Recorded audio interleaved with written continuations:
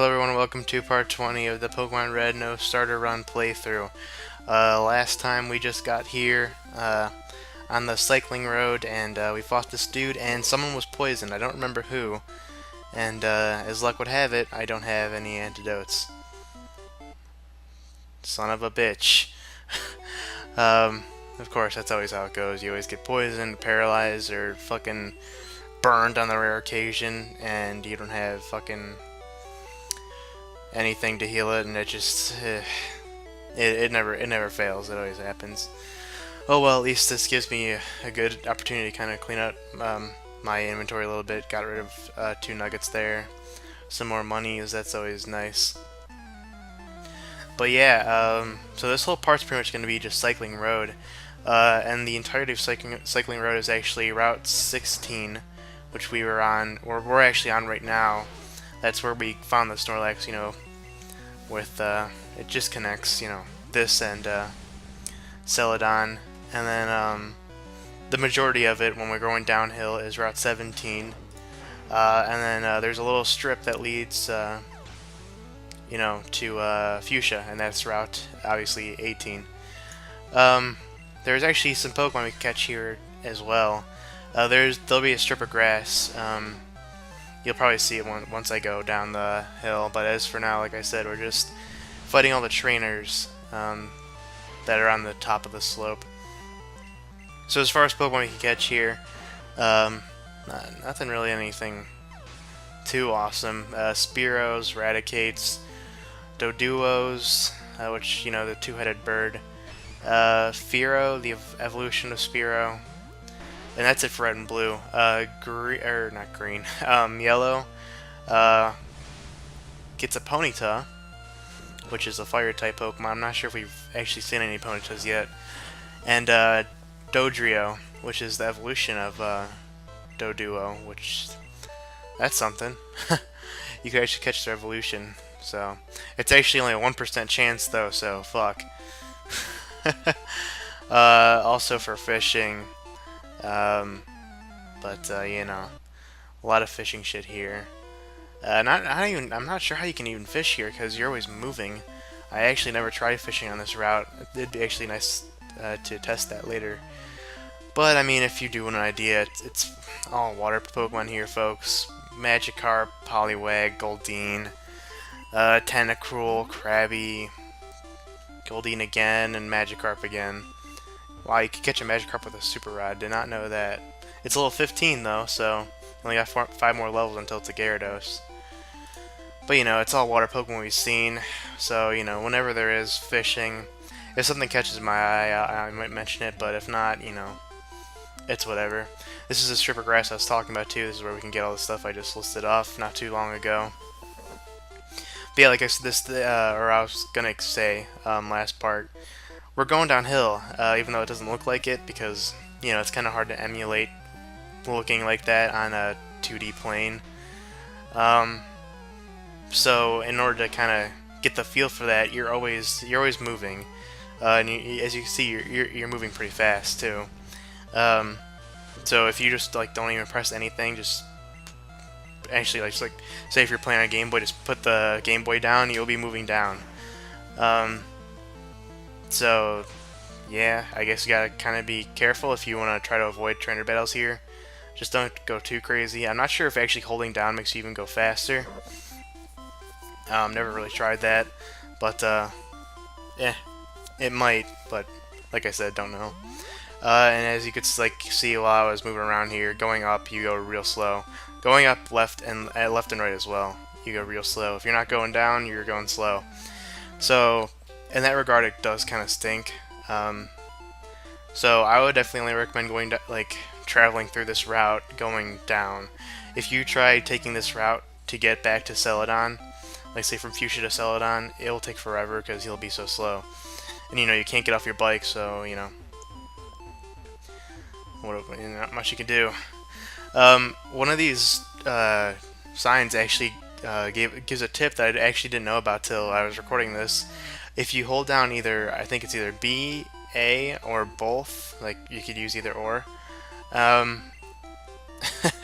And I don't know what the fuck that was about. Is I guess don't throw the game. It said don't throw the game, throw Pokeballs instead, or something like that. I guess it's trying to encourage little kids to not rage quit and destroy their shit. I don't know. um, but if you hold on either B or A, or maybe it's just B, maybe it's just A, I don't remember. Um, then you'll stop. So I actually don't know that. So if you're like, oh shit, there's a trainer, and you don't really, for some reason you didn't really react in time, or you don't think pushing up will, you know, be fast enough for some weird reason. I don't know. Just kind of trying to think of a reason why you do it. You just press B, and you'll stop. So yeah, that was actually the end of it with the slope. That sign earlier that said slope ends here, but there are more trainers on the other side that I missed. And you know me, I gotta get all those trainer battles in, so this is what it would be like if you were going up the hill. So like I said, it does take a while, so I definitely don't recommend taking this way to get to Celadon. Although at this point in the game we do have fly, so if you ever really want to go back to an old city, just fly. It's so much easier. Why would you travel all the way there? No, don't do that. That's bad. But yeah, these trainers don't really have anything new. Like I said at last part, they just got your coughings, your wheezings, your Machokes, Machops, and that kind of shit. I guess that guy also had a Voltorb because he said something about Voltorb, but I guess that's a hint that there are some hidden items here. Like I said, if you're curious about the hidden items, just Bulbapedia. They say where all of them are, at least I think. Just to give an example of what it says here. Yeah, rare candy in the center of the patch of grass, hidden. So if you want a rare candy, it's right there. But you know, I don't really care. Not really gonna show them off. But yeah, if you're interested in getting all those hidden items, then there you go. Knock yourself out. And if you do want to avoid all the trainer battles, you just take that section in the middle. There are no trainers there. You might have to fight one or two here and there, depending on your luck. But yeah. And once you pass that little whatchamacallit, all this fucking shit. It's like a hill. The little thing you jump over. I can't think of what, a ledge. There you go. Once you jump over the ledge, then the slope ends and you could just move normal. So I guess you could, maybe that's where you're supposed to fish? I don't know. I didn't know you could fish on your bike. Maybe when you fish while you're on your bike, you just transition to not being on your bike, but yeah, so this is Route 18, like I said. The Route 18 actually starts, I think, at the end of the slope. So there are 3 trainers here. They're all actually bird keepers. I'm not sure if we've actually been introduced to this class yet. They're a class that's pretty prevalent in Gen 2. There are a lot of bird keepers in there. And as you can guess, bird keepers use bird-type Pokemon, so they really don't like rock, ice, or electric, so bird keepers are pretty easy. Just, you know, don't use a bug or a grass type against them, and you shouldn't really have any trouble. But yeah, I'm just using Shelter right here just to level him up a bit. I was leveling him up that whole time with fighting all those people too, all those bikers. So you know, now he's level 23, so he's catching up.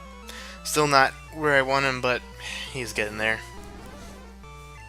As you saw earlier, I froze that Spearow, and that's another status ailment, is being frozen, and I think it's actually probably like one of the best. It's so rare though, and I don't think there's any move that just does freeze. I think it just has to happen when you're using an ice type move, but it leaves them completely useless or just rendered helpless for I think 2 to 5 turns. They can't do shit. I mean, yeah, they could switch their Pokemon or heal the Pokemon or full restore, and then, you know, they're not frozen anymore, but I never really usually use full restores. They'll use like full, they're not full restores, full heals. They will use full restores. Of course, that's like gym leaders and Elite Four members, but yeah, freeze is awesome, but like I said, it's so rare that, you know, that's one of those things why it's so awesome, is because it's so rare, and I guess just to make it less cheap is it's rare. This is what Clamp looks like. I'm actually surprised that it did that much damage because Shoulder's got a better attack than he does special, and Clamp is a water-based attack-based move. So maybe Spear just has high defense? I thought it had really shitty defense though. Or maybe he's just under-leveled. I don't know. Maybe Clamp sucks in this gen. I don't know. I tried to look up his moveset, but that's kind of why I know about Clamp. I think maybe it also doesn't help. I think its base damage is 40, which is pretty weak. That's what a tackle. Well, not tackle, scratch. I forgot. Tackle is 35 base until Gen 5, where it becomes 50. Because yeah, I would always think that having scratch over tackle is better for a starter, which it is until Gen 5, where tackle's better. So this is what the Dodrio looks like. I used to just call it like Doug, not like Doug Trio, but it's real close. So its name is kind of, it's not really hard to pronounce, but it doesn't really, you know, roll off your tongue well, just because it sounds so similar to Doug Trio. Do Trio is I think what I used to say, or something like that, but it's, is it Dodrio? I don't even fucking remember. I don't use the Pokemon, never have, probably never will. It's Dodrio, not Dodrio. See, I put that U in there. It's supposed to be an O. English. But yeah, here we are finally in Fuchsia. And as you can see, there's the gym already. Fuchsia's kind of a weird city to navigate. And I'll show you more of that next part, because, you know, we're getting close to the end here, and I'm not going to really do much. Just going to talk to the NPCs here in the Pokemon Center. And, that's really it. But yeah, you'll see what I mean when come next part and I show you Fuchsia City. It's just kind of, or like it's just design is real weird. Like whoever designed this city was fucking, I don't know, sniffing too much of a Gloom's perfume spore shit, because this place is designed real bad. But yeah, so that's the end of the part. No shit. And next part we'll be exploring Fuchsia and battling Koga, the gym leader here. So look forward to that, and I'll see you guys next part. So take care.